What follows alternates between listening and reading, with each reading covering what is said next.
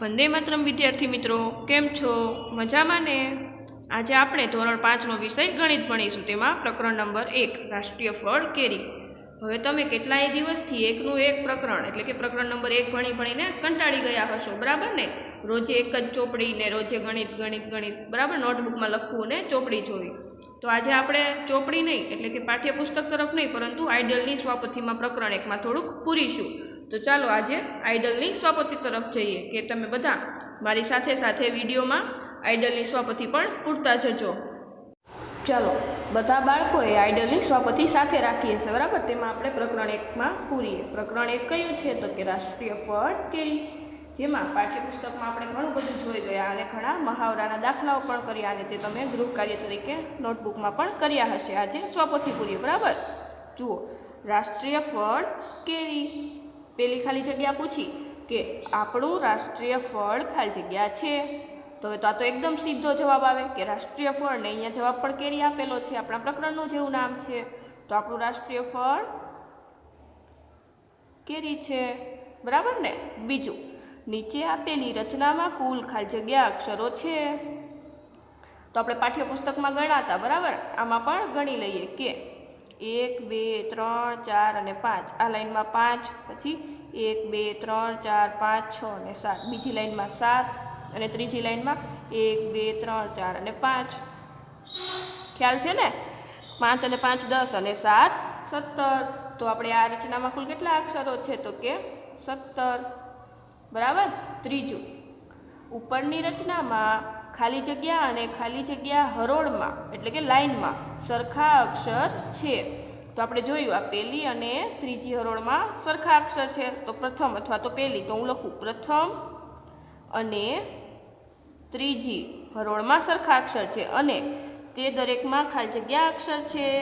તો પહેલી અને ત્રીજી લાઈનમાં કેટલા કેટલા અક્ષર છે? તો કે 5, બરાબર? પછી જુઓ ચોથું, દરેક 3 પંક્તિઓની રચનાને હાઇકુ કહે છે. તો તેનો જવાબ આવશે ખોટું. કેમ? 3 લીટીની તો ગમે એ રચના હોય તો બધીને હાઇકુ ન કહેવાય, પણ 5 7 અને 5 એવા અક્ષરોથી બનેલી 3 લાઈનની રચનાને બંધારણ કેવું કે 5 7 અને 5 જ હોય, તેને જ હાઇકુ કહી શકાય. દરેક 3 પંક્તિની રચનાને હાઇકુ કહેવાય નહીં. હાઇકુમાં કુલ 17 અક્ષરો હોય છે. તો એ સાચું છે, બરાબર? આપણે અહીંયા ગણ્યું આ હાઇકુ છે, જે આપણે પાઠ્યપુસ્તકમાં પણ આપ્યું હતું. પછી છઠ્ઠું જુઓ, હાઇકુ એ ખાલી જગ્યાનું સાહિત્ય સ્વરૂપ છે. પછી તમને ઓપ્શન આપ્યા કે ભારત, જાપાન, ચીન કે શ્રીલંકા. તો શું આવશે? આપણે પાઠ્યપુસ્તકમાં જોઈ ગયા હતા, હાઇકુ છે એ જાપાનનું સાહિત્ય પ્રકાર છે, સાહિત્ય સ્વરૂપ છે. ક્યાંનું? તો કે જાપાનનું. જાપાન કયા બી ઉપર છે? તો અહીંયા આપણે બી લખીશું, બરાબર? પછી જુઓ સાતમું, નીચે આપેલી રચના એ ખાલી જગ્યા છે. તો કે હાઇકુ, કવિતા, નિબંધ કે આપેલ પૈકી એક પણ નહીં. તો આ કયો સ્વરૂપ છે? કે 5 7 5 વાળું બંધારણ આવે એને આપણે હાઇકુ કહીએ. અને હાઇકુ છે એ ઉપર છે, તો આપણે અહીંયા એ લખીશું, બરાબર? પછી જુઓ આઠમું, હાઇકુનું બંધારણ ખાલી જગ્યા મુજબનું હોય છે. તો કેવું હોય? આપણે અહીંયા ગણ્યું હતું ઉપરનામાં, અહીંયા ગણીએ કે 5 7 અને 5 વાળું હોય. તો આમાં 5 7 અને 5 વાળો વિકલ્પ ડી છે, તો આપણે અહીંયા ડી લખી દઈએ. હાઇકુનું બંધારણ 5 7 5ની જ અક્ષરોનું હોય, બરાબર? 5 7 5 અક્ષર જ આવે. પછી 9મું, કેરીને સંસ્કૃતમાં ખાલી જગ્યા કહેવાય છે. તો આપણે પાઠ્યપુસ્તકમાં આ પણ જોઈ ગયા હતા કે કેરીને સંસ્કૃતમાં આમ્ર કહેવાય છે. શું કહેવાય? આમ્ર, બરાબર? ગુજરાતીમાં કેરી કહીએ, હિન્દીમાં આમ કહેવાય, ઇંગ્લિશમાં કહેવું હોય તો મેંગો, અને સંસ્કૃતમાં કહેવું હોય તો આમ્ર કહેવાશે. પછી 10મું જુઓ કે કેરીના આકારો કઈ કઈ જગ્યાએ જોવા મળે છે. ક્યાં ક્યાં જોવા મળે કેરીના આકારો? આપણે પાઠ્યપુસ્તકમાં તો જોયું હતું અને હવે આમાં જવાબ લખવાનો છે. તો આપણે શું લખી શકીએ? મારી સાથે સાથે તમે પણ લખતા જજો, બરાબર? ચાલો લખીએ કે કેરીના આકારો ભરત ગૂંથણ એટલે કે કોઈ પણ ડિઝાઇન કે કોઈ ભરત ગૂંથણ કરતા હોય, કોઈ લેડીઝ એટલે કે કોઈ સ્ત્રીઓ ભરત ગૂંથણનું કામ કરતી હોય તેના કામમાં કેરીના આકારો જોવા મળે. આપણે પાઠ્યપુસ્તકમાં નમૂનાય જોયા હતા, બરાબર છે ને. ભરત ગૂંથણ, પછી અલ્પવિરામ એટલે કે બીજું હોતે છે શું કેમાં કેરીના આકારો, તો કે રંગ ચિત્રો કે દાગીનામાં જોવા મળે છે. દાગીના એટલે શું કે ઘરેણા હોય એમાંય કેરીના આકારો આવતા હોય છે, બરાબર. તમે આવા ઘણા આકારો જોયા હશે. દાગીનામાં જોવા મળે છે. તે ઉપરાંત કાપડના પડદા અને આપણે લખી શકીએ સાદડી પર પણ જોવા મળે છે. પછી હજી સાડી તો બાકી રહી ગઈ. સાડીમાં પણ કેરીના આકાર જોવા મળે, તો આપણે લખી શકીએ તે સાડી અને અન્ય વસ્ત્રો એટલે કપડાઓ, બરાબર. ખાલી સાડીમાં જ હોય એવું નહીં, સાડી સિવાયના બીજા ઘણા બધા કપડાઓ આવે તો તેમાં પણ હોય કે તે સાડી અને અન્ય વસ્ત્રો પર પણ જોવા મળે છે. 11. ગુજરાતના કયા જિલ્લાનો કયો તાલુકો કેસર કેરીના ઉત્પાદનમાં વિશ્વ પ્રસિદ્ધ છે? તો એના વિશે તો આપણે આખું પન્નું એટલે કે આખો પેરેગ્રાફ જેવું જોઈ ગયા હતા, ખ્યાલ છે ને. તો આપણે લખી શકીએ કે ગીર સોમનાથ જિલ્લાનો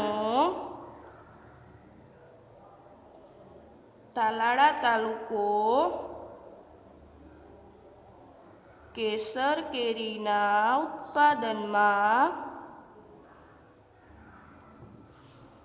વિશ્વ પ્રસિદ્ધ છે. પછી 12.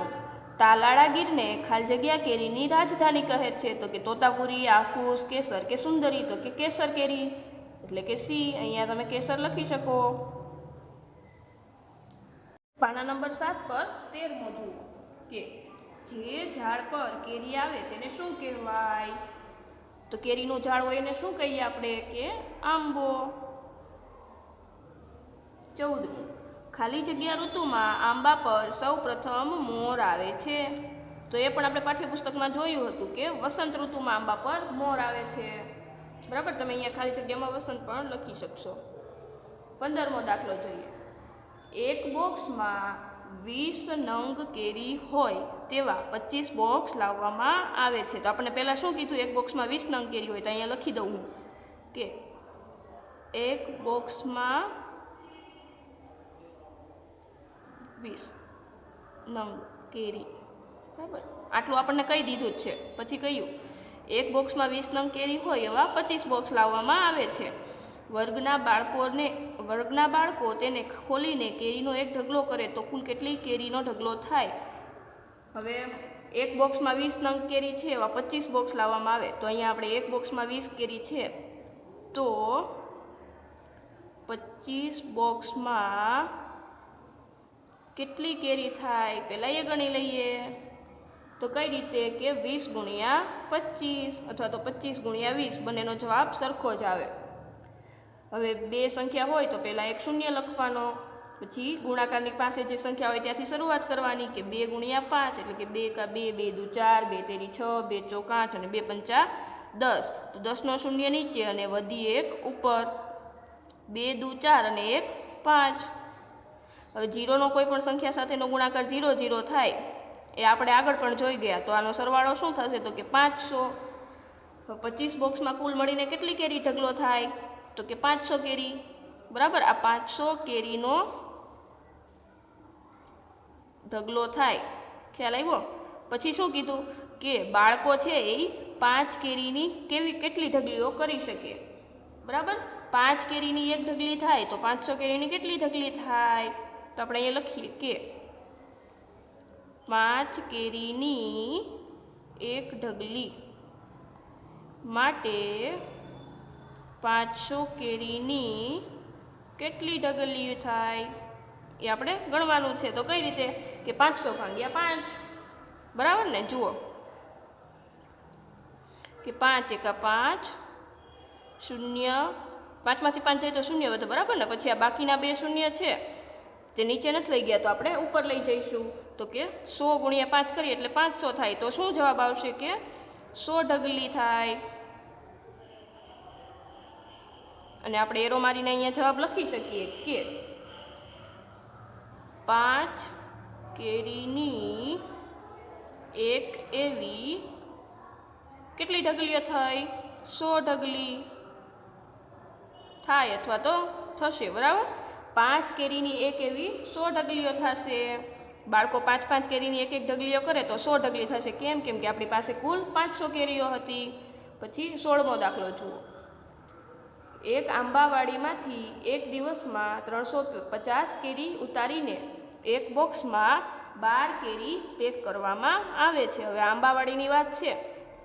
એક દિવસમાં કેટલી કેરી ઉતારવામાં આવે છે? તો કે 350. અને એક બોક્સમાં 12 કેરી ભરવામાં આવે છે. એટલે લખ્યું જુઓ, 12 કેરી પેક કરવામાં આવે છે. તો કુલ કેટલા બોક્સ ભરાય?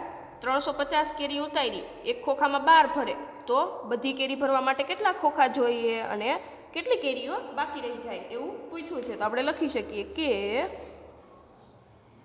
એક દિવસમાં કેટલી કેરી ઉતારવામાં આવે છે? તો કે 350. એક દિવસમાં 350 કેરી ઉતારવામાં આવે છે. આપણને આપેલું જ છે, બરાબર? રકમમાં જ આપી દીધું છે. પછી કહ્યું કે એક બોક્સમાં 12 કેરી ભરાય. એક બોક્સ ભરવા માટે 12 કેરી જોઈએ. તો 350 કેરી ભરવા માટે કેટલા બોક્સ જોઈએ આપણે એ જોવાનું છે, બરાબર? તો લખીએ 12 કેરી ભરવા માટે એક બોક્સ માટે કેટલી કેરી છે આપણી પાસે? 350. તો 350 કેરી ભરવા માટે કેટલા બોક્સ જોઈશે આપણે ગણવાનું છે. કઈ રીતે? તો કે અહીંયા 12, અહીંયા 1, અહીંયા 350 અને અહીંયા પ્રશ્નાર્થ ચિહ્ન જે આપણે શોધવાનું છે. હવે ક્રોસ ગુણાકાર થશે કે 350 ભાગ્યા 12 કરવું પડશે જવાબ લાવવા માટે. તો આપણે આ બાજુ ગણીએ, બરાબર? આ બાજુ જગ્યા છે કે 350 ભાગ્યા 12. હવે 12નો ઘડિયો પાકો કર્યો હશે ને એને તો આ દાખલો બહુ ખૂબ સરળ લાગતો હશે, પણ 12નો ઘડિયો નહીં આવડતો હોય એ લોકોને તકલીફ પડશે. એ બાળકોને ઘડિયા પાકા કરવા પડશે, બરાબર? કે 12 એકા 12, 12 દુ 24, 12 તેરી 36. 36 તો એ 35 કરતાં મોટા થઈ ગયા તો 2 સાથે જ ભાગ ચલાવીએ કે 12 દુ 24. 35માંથી 24 બાદ કરીએ. 5માંથી 4 જાય તો 1 વધશે. 3માંથી 2 જાય તો 1 વધશે. હવે આ 0 હતો એને નીચે લઈ આવીએ. હવે 12ના ઘડિયામાં 110 તો આવે નહીં, તો 110થી નાનું શું આવે એ ગણીએ કે 12 એકા 12, 12 દુ 24, 12 તેરી 36, 12 ચોક 48, 12 પંચા 60, 12 છંક 72, 12 સત્તા 84, 12 અઠ્ઠા 96, 12 નવા 108 અને 12 દાણ 120. તો 120 તો મોટા થઈ ગયા 110થી, તો 12 નવા 108 સાથે જ ભાગ ચલાવીએ. હવે 110માંથી 108 જાય તો 2 વધશે. હવે આપણો 29 છે એ શું છે? જવાબ છે. જવાબને શું કહીએ કે ભાગફળ. ભાગફળ કેટલું આવ્યું? તો કે 29. અને શેષ શું વધી? તો કે 2. 29 જવાબ આવ્યો એટલે શું થાય કે 350 કેરી ભરવા માટે 29 ખોખા જોઈએ. પ્રશ્ન ચિહ્નની જગ્યાએ શું જવાબ મળ્યો આપણને? 29. અને પછી પૂછ્યું કે કેટલા બોક્સ સંપૂર્ણ ભરાય? તો આપણે લખી શકીએ કે 29 બોક્સ સંપૂર્ણ ભરાય અને કેટલી કેરી બાકી રહે? તો શેષ છે એ બાકી રહે. તો આપણે શું કહી શકીએ કે 2 કેરી બાકી રહે. તો આપણે અહીંયા જવાબ લખવાનો છે કે 29 બોક્સ સંપૂર્ણ ભરાય અને 2 કેરી બાકી રહે. ખ્યાલ આવે છે? જુઓ, 350 કેરી હતી. એક બોક્સમાં કેટલી ભરવાની હતી? 12 કેરી. તો 350 કેરી ભરવા માટે ટોટલ 29 બોક્સ જોઈએ અને 2 કેરીઓ તો પણ બાકી રહે. 29 બોક્સ ભરાઈ જાય અને 2 કેરીઓ વધશે, બરાબર? જુઓ, આવા ગોળ ચક્કર કે આવા લીટા તમારે કરવાના નથી. આ તો તમને સમજાવવા માટે મેં હાઇલાઇટ કરેલું છે. તમારે માત્ર વ્યવસ્થિત રીતે લખવાનું જ છે અને ગણતરી જ સમજવાની છે. હવે 17મો દાખલો જુઓ કે એક આંબાવાડીમાં કુલ 25 આંબા છે. હવે ખેતર માટે ટોટલ કેટલા આંબા છે? તો કે 25. આ દરેક આંબામાંથી ખેડૂત સિઝન દરમિયાન 11 કિગ્રા વજનના 15 બોક્સ ભરાય તેટલી કેરી ઉતારે છે. 11 કિગ્રા ને 15 વાર એટલે કે ટોટલ 11 કિગ્રા વજનવાળા 15 બોક્સ ભરાય એટલી કેરી ઉતારે છે. તો આંબાવાડીમાંથી આ સિઝનમાં ખેડૂત કેટલા કિગ્રા અને કેટલા બોક્સ કેરી ઉતારી હશે? તો આપણે પહેલાં એક આંબા માટે લખી દઈએ. બરાબર, એક આંબામાંથી 11 કિગ્રા વજનના 15 બોક્સ ભરાય એટલી કેરી ઉતારે છે. એટલે કે 11 ગુણ્યા 15 કરશું તો આપણને એક આંબામાંથી કેટલી કેરી ઉતરે એ આપણને ખબર પડશે. બરાબર, તો પહેલાં આપણે અહીંયા આપણને જે આપ્યું એ જ લખી લઈએ કે એક આંબામાંથી 11 કિગ્રા વજનના 15 બોક્સ, જે આપણને રકમ આપ્યું છે એ જ લખીએ છીએ. બરાબર, 15 બોક્સ ભરાય તેટલી કેરી ઉતરે છે. આ શું કામ લખવાનું? આ માત્ર આપણી જાણકારી માટે કે આપણું પેપર કોઈ ચેક કરતું હોય, આપણે પરીક્ષામાં આવો દાખલો પૂછાયો હોય, પેપર ચેક કરતા હોય ટીચર, ત્યાં રકમ તો લખી ના હોય, તો ટીચરને ખબર તો પડવી જોઈએ ને કે શું રકમ હતી અને શું કઈ રીતે ગણતરી કરેલી છે વિદ્યાર્થી, એ માટે લખવાનું. તમને આઈડિયલની સ્વાપોથીમાં તો રકમ બતાવેલી છે, તો પણ તમારે લખવાનું કે તમને ટેવ પડે બધા દાખલામાં લખવાની. હવે આપણે લખીએ કે એક આંબામાંથી ઉતરતી કુલ કેરી એટલે કે કેટલા કિલોગ્રામ કેરી ઉતરે એ. એક આંબામાંથી 11 કિલોગ્રામના 15 બોક્સ ભરાય એટલી કેરી ઉતરે કે 11 ગુણ્યા 15 કરીએ તો આપણને જવાબ મળશે. તો આપણે અહીંયા સાઈડમાં ગણી દઈએ. બરાબર, 11 ગુણ્યા 15.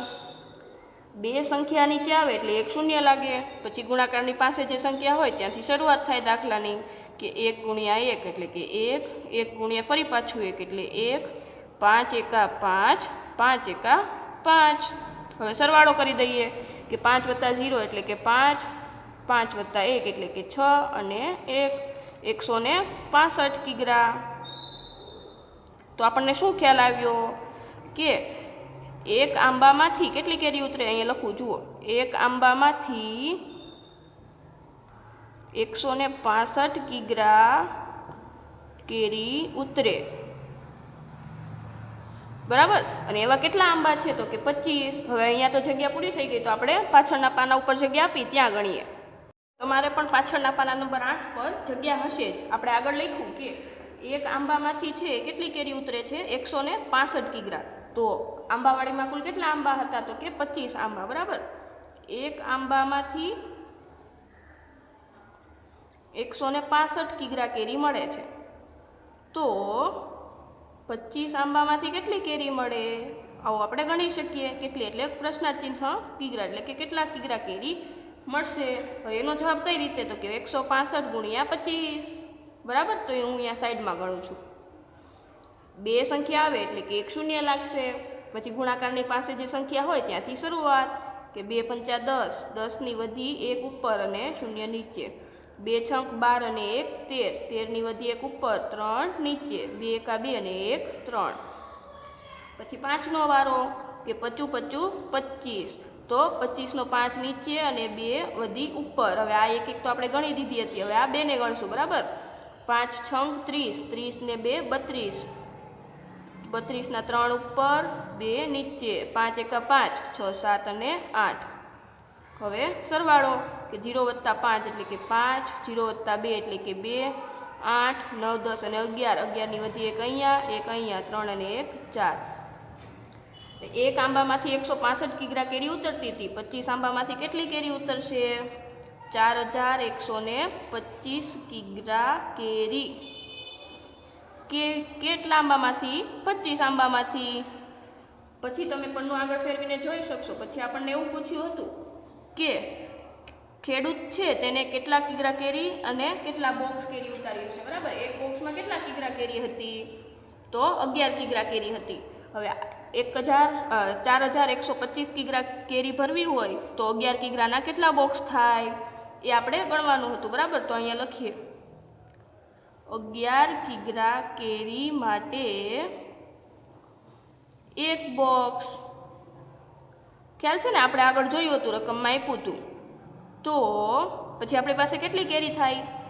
4125 કિગ્રા.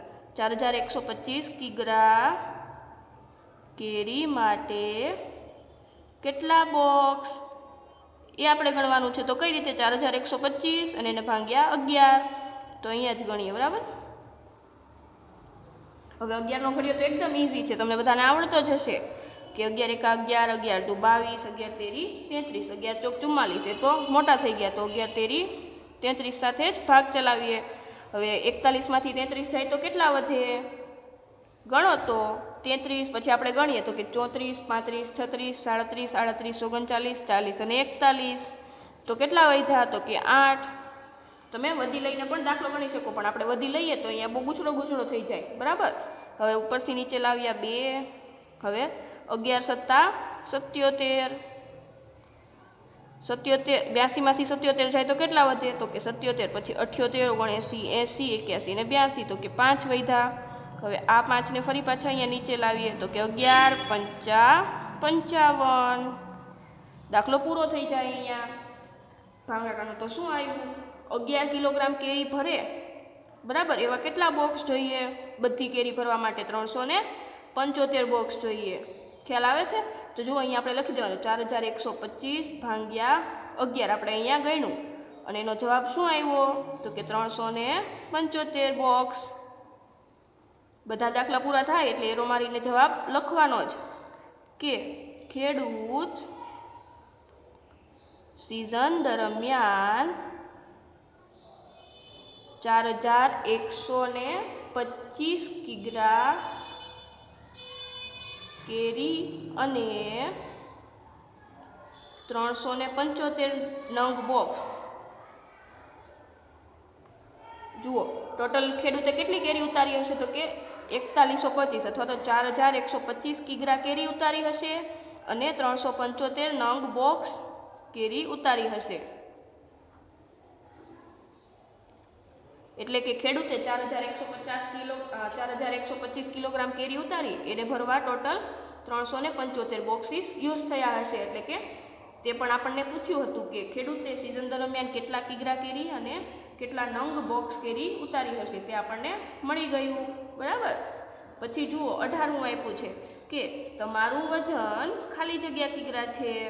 તો એ તમારે તો જાતે લખવું પડશે. મને તો બધા બાળકોનું વજન ખબર ના હોય અને બધા બાળકોનું વજન અલગ હોય, તો હું અહીંયા સ્ટાર કરું છું, જેનો જવાબ તમારે જાતે લખવાનો છે. બરાબર, પછી જુઓ તમારા જેટલા વજનવાળા 35 બાળકોનું વજન ખાલી જગ્યા કિગ્રા થાય.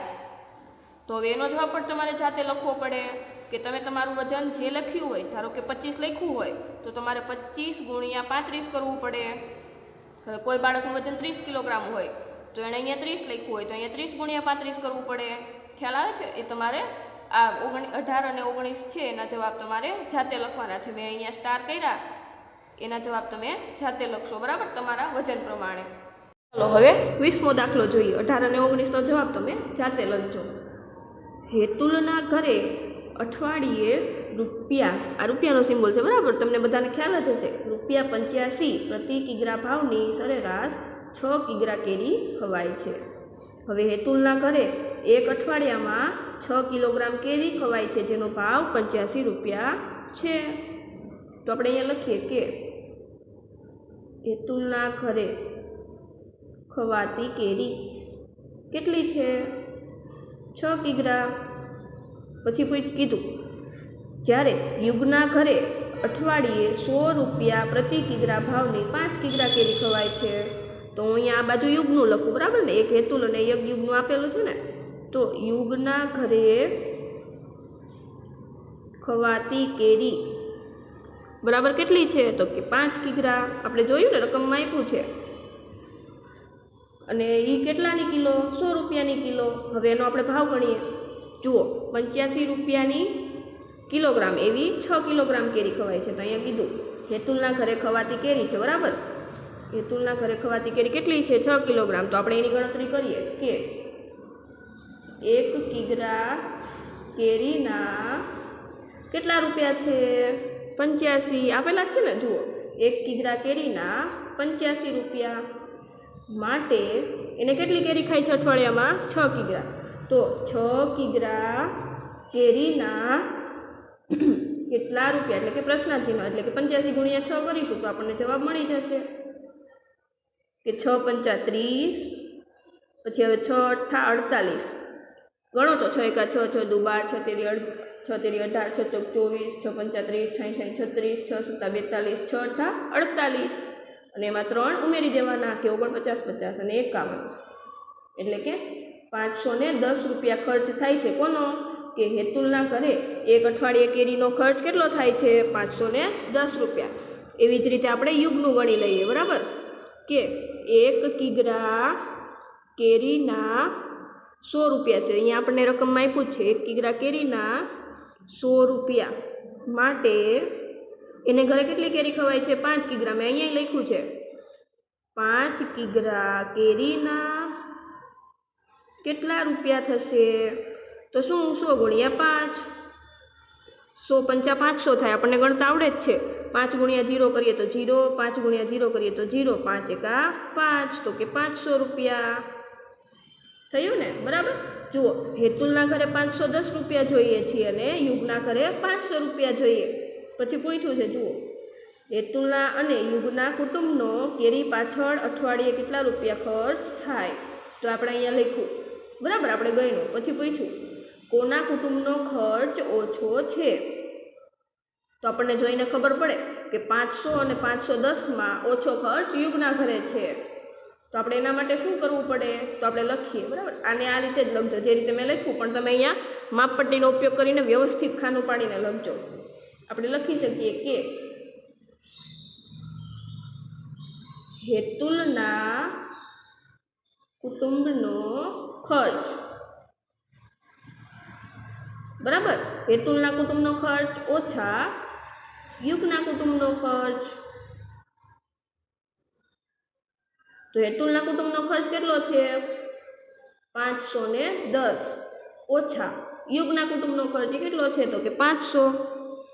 510 ઓછા 500 કરીએ તો કેટલો જવાબ આવે? 10 રૂપિયા આવે ને. જુઓ, 510 માંથી 500 ઓછા કરીએ તો 10 આપણને જવાબ મળે. તો આપણે જવાબ શું લખી શકીએ કે હેતુલના ઘરનો ખર્ચ રૂપિયા 510. જુઓ, આપણે અહીંયા ગણ્યું જ છે. હેતુલનો 510 રૂપિયા ખર્ચ હતો ઘરનો. બરાબર. અને યુગના ઘરનો ખર્ચ કેટલો છે? 500 રૂપિયા. હા, ઇંગ્લિશમાં લખજો. બરાબર.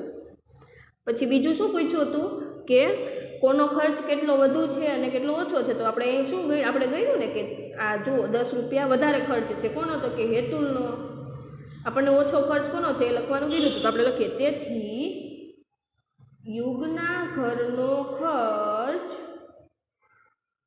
10 રૂપિયા ઓછો છે. અથવા તો એવું પણ લખી શકીએ કે તેથી હેતુલના ઘરનો ખર્ચ 10 રૂપિયા વધુ છે.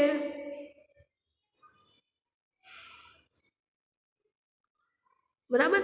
જુઓ, પેલા હેતુલ અને યુગના ઘરે ખવાતી કેટલી કેરી છે અને કેટલા રૂપિયા ખર્ચ થાય એ આપણે ગણ્યું. તો તમે વ્યવસ્થિત સ્કેલથી લીટીઓ પાડીને ગણજો. મારા જેવા ખરાબ અક્ષરો તમારે કરવાના નથી. મારા અક્ષર ખરાબ થાય એ મને ખબર છે, પરંતુ તમારે સ્વચ્છ અને સુંદર અક્ષરે શાંતિથી વ્યવસ્થિત સમજીને દાખલો ગણવાનો છે. 21મો જુઓ, ભારત એક વર્ષમાં અંદાજિત ખાલી જગ્યા ટન કેરીનું ઉત્પાદન કરે છે. હવે આ આપણે પાઠ્યપુસ્તકમાં જોયું હતું, પણ તમે યાદ રાખ્યું હોય તો ખબર નહીં, અને તમને યાદ ન હોય તો તમે પાઠ્યપુસ્તકમાં જોઈ શકો છો. આપણે 1 કરોડ અને 60 લાખ ટન કેરીનું ઉત્પાદન કરીએ છીએ. એ કઈ રીતે લખાશે? તો કે એકમ, દશક, 100, 1000, 10,000, લાખ, 10 લાખ અને કરોડ. 1 કરોડ અને 60 લાખ ટન કેરીનું ઉત્પાદન કરે છે ભારત. બરાબર, આ પાઠ્યપુસ્તકમાં આપેલું જ છે.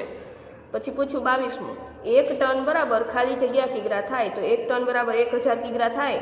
આ આપણે પાઠ્યપુસ્તકમાં જોયું જ હતું. 23મું, વિશ્વમાં સૌથી મોટો કેરીનો ઉત્પાદક દેશ ખાલી જગ્યા છે. તો આપણે ખબર જ છે કે ભારત. આ પણ પાઠ્યપુસ્તકમાં આવ્યું હતું. પાઠ્યપુસ્તક ચલાવવામાં આવે ત્યારે ધ્યાન આપો ને તો તમને આઈડિયલની સ્વાપતિ પૂરવા માટે કોઈની મદદ ન જોઈએ, તમે બધું જાતે જ કરી શકો, બરાબર. તમારે પાઠ્યપુસ્તકમાં ધ્યાન આપવું પડે તો તમને બધા જવાબ આવડે. હવે 24મું જોઈએ. તમારા પ્રદેશમાં કઈ કઈ જાતની કેરીઓ બજારમાં જોવા મળે છે? તો આપણે લખી શકીએ કે અમારા પ્રદેશમાં હાફૂસ, પછી લખીએ તો કેસર, હાફૂસ, કેસર, પછી લખીએ લંગડો, તોતાપુરી, બદામ, રાજાપુરી વગેરે જાતની કેરીઓ જોવા મળે છે. મને તો આટલી કેરીનો ખ્યાલ હતો તો મેં આટલી લખાવી. હવે તમને આમાં આ સિવાયની બીજી કોઈ પણ કેરી જોઈ હોય તો તમે એ પણ લખી શકો છો. હવે પછી આવ્યું છે કે આંબાવાડી અને તેના ખેડૂતો. હવે એ આપણે આગળના વિડીયોમાં જોઈશું 25માંથી, બરાબર ને? 25માં દાખલાથી આપણે આગળના વિડીયોમાં જોઈશું. 24 સુધી મેં જે કરાવ્યું તે તમારે આઈડલની સ્વાપથીમાં અહીંયા સુધી બધું પૂર્ણ કરવાનું છે, બરાબર ને? વ્યવસ્થિત અને સારા અક્ષરે દાખલા સમજતા જવાનું અને સાથે સાથે પૂરતા પણ જવાના.